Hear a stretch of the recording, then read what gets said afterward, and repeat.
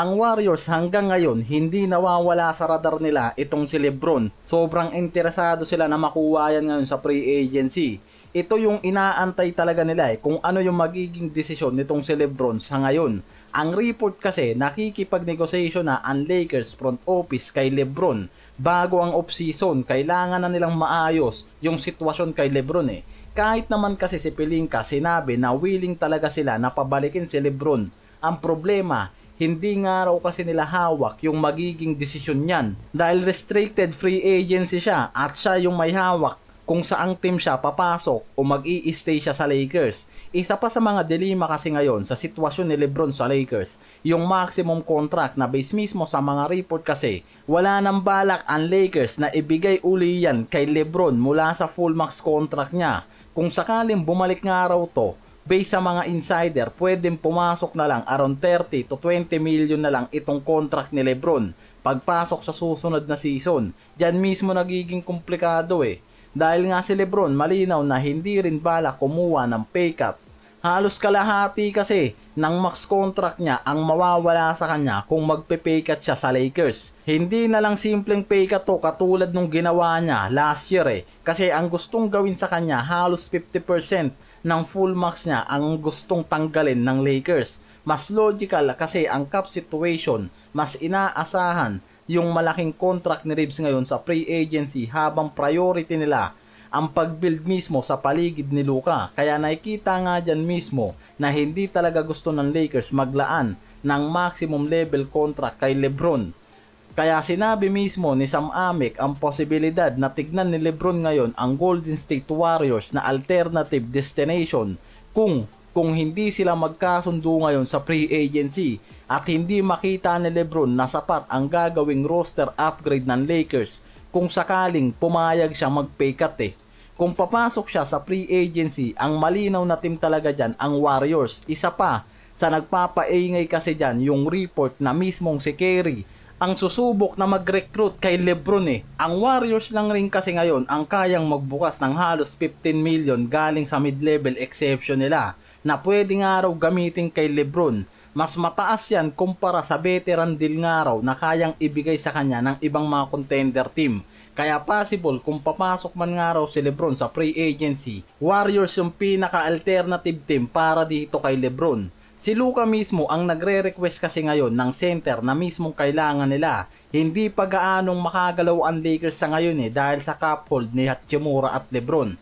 Kailangan muna nilang linisin yung salary cap sa mga free agency nila bago ang off-season para maghanap ng center. May pressure pa rin sa Lakers lalo kung bibigyan nila ng max contract si Austin Reeves at kung tataas yung contract ni Hachimura around 20 to 30 million plus cap hold ni LeBron. Kaya sobrang nahihirapan yung mga to ngayon kung paano makakagalaw ngayong off-season lalo't wala pang desisyon sa lagay ni LeBron. Yung mga elite center kasi na nasa free agency ngayon masyadong mataas ang asking price. Normal naman yun kung buyout contract kasi possible hindi rin high level center ang makuha nila. Parang bumalik lang sila sa problema kay Ayton kung sakali. Yung kontra kasi ni Ayton naglalabo na rin ngayon sa roster ng Lakers. Kung mag-option out siya, based sa mga report, pwedeng ilagay pa siya ng Lakers sa trade block na pwede nilang magamit para sa center na tatargetin nila Free agency talaga nakapokus ang Lakers para sa elite center. Si Walker Kessler at Jalen Duren, yung dalawang center na minomonitor nila. Based na yan sa mga report Si Kessler kakadecline lang ng extension contract niya sa Utah Jazz kaya paniguradong papasok siya sa unrestricted free agency. Kailangan lang ng Lakers i-match ang salary at draft asset para makuha siya. Pero nakadepende pa rin nga raw yan kung papayag ang Utah Jazz at makumbinsi sila sa offer sheet ng Lakers Kaya nagiging komplikado lang yan kung hindi kayang ibigay ng Lakers yung dalawang first rounder nila na hinihingi ng Utah Jazz para kay Kessler ngayon. Si Kessler naman gusto namang kumuha ng malaking contract sa free agency. Possible pumasok sa 30 to 35 million per year yan. After na i-decline niya mismo yung 140 million na extension binibigay sa kanya ng Utah Jazz. Halos same scenario dito kay Duren sa Piston dahil naghahanap rin yan ngayon ng maximum deal sa Detroit at nakikita mismo na hindi kayang ibigay agad yan sa ngayon dahil sa breakout playoffs performance niya. Kahit eligible siya sa 5 years, 250 million, hindi siya ganong kadaling bigyan nga raw ng Detroit ng ganyang kalaking halaga ngayon sa free agency.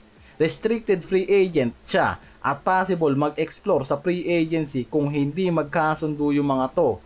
Pwede siyang pumirma sa kahit anong team pero may rights pa rin sa kanya ang Detroit na kailangan i-match ang offer para nga makakumbinsi rin siyang pakawalan o panatilihin siya. Kaya ngayon, nakaabang lang rin talaga ang Lakers dyan at nagmo-monitor sa lagay niya sa Detroit. Wala ring no choice ang Lakers dahil mismong si Luka na ang nagre-request ngayon na kumuha ng center sa offseason. Mukhang nakukulangan talaga kasi to kay Ayton Kaya ang tanong, ano yung magiging next move naman ng Lakers dito kay Ayton? Dahil after na mag-request si Luka ng center, mas lalong nagkakaroon ng pressure ang front office na mag-focus talaga sa pagkuha ng elite center na makakatulong kay Luka at yan mismo ngayon ang malamang sa malamang unang gawing hakbang ng Lakers pagpasok ng offseason. Kaya nagmamadali rin yung mga to ngayon na maayos yung contract situation dito kay LeBron at sa ibang free agency player nila.